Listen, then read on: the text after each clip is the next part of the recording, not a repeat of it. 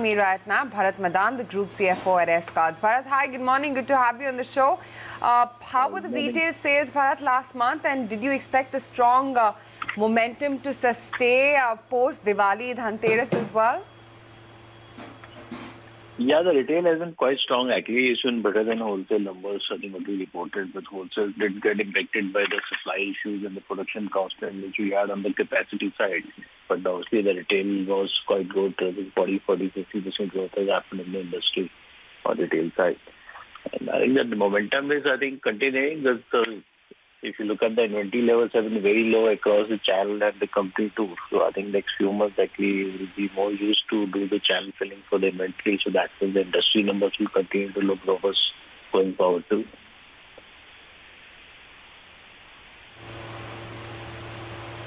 Sure. Wanted to understand what is the inventory scenario currently at, both at the factory as well as the dealer level? So it's very low as of now. I think it's more like hand-to-mouth situation currently. So that's I think something which can also impact the retail sales volume. And within the factory, we are actually in the company we are less than 1 week now, which basically the transit inventory that we are left with essentially. And with the channel also is less than 2 weeks inventory. So it's very low level. I've never seen these sort of levels. So I think it's a requirement to fill up the channel now going forward.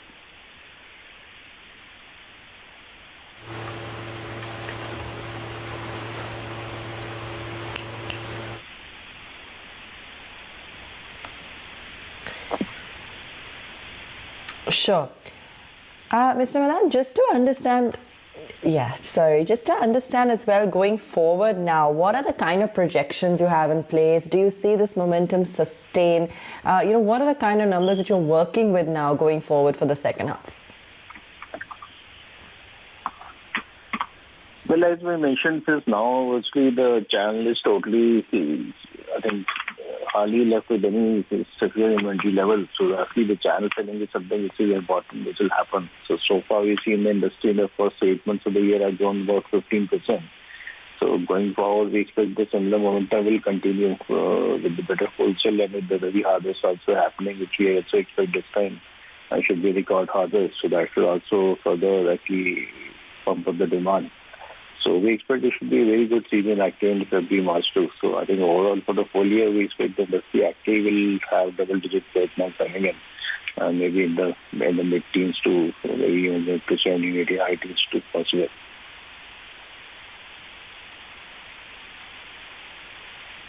And so then are you also planning to ramp up output in that case?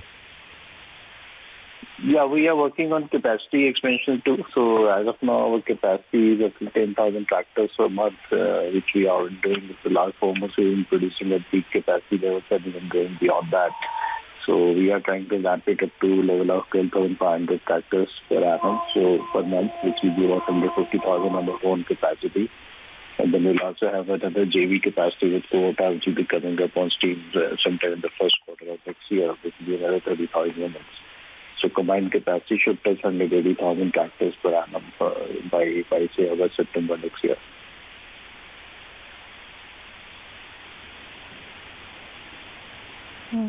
Mr. Madan, I just wanted to understand as well what the volumes have been for the construction segment, and when do you expect that construction equipment will start improving meaningfully?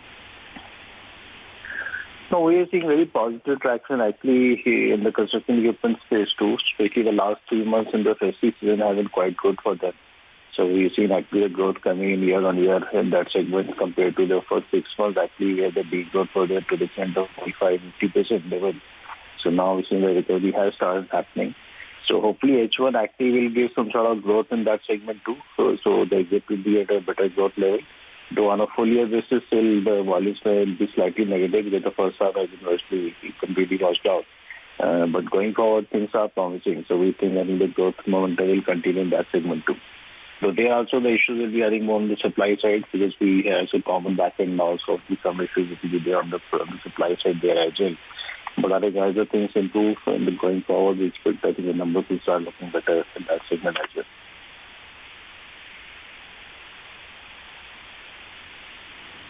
Okay.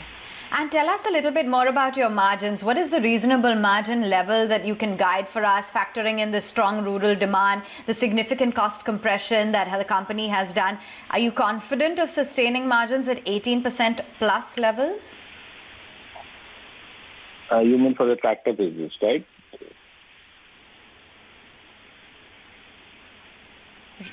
Right.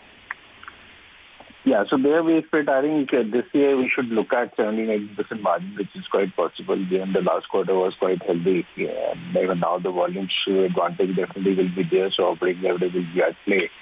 And again, this year, this quarter specifically, like QC also looking at a record quarter, and that's the volume. The first 2 months have already given us 24,000 tractors, so even in December is likely to do better.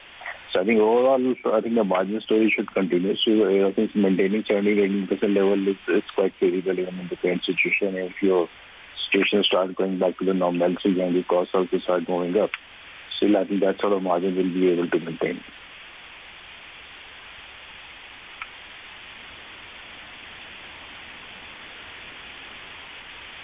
To understand what's happening at the commodity costs level and whether or not you foresee any commodity related pressures by way of costs, and would you then undertake any price hikes? So as you mentioned in our press release day before, we already taken a price hike for after the festive season. So the commodity prices have already started moving up. We're seeing the chain price have moved up on the steel rod. So from September onwards, the pressure has started coming in. So the first increase we had taken now in the middle of last month, by passing on about 1.5% price increase to the market. So that is the first, I think, correction which has happened now in the surprising. So as of now, we think this should sustain for the balance of the year. So unless we see a good increase happening in the other segment of the auto sector, like commercial vehicle sector, which right now are not doing as well. So then maybe the pressure will further build up on the commodity prices. But as of now, we think the current price increase should sustain till March.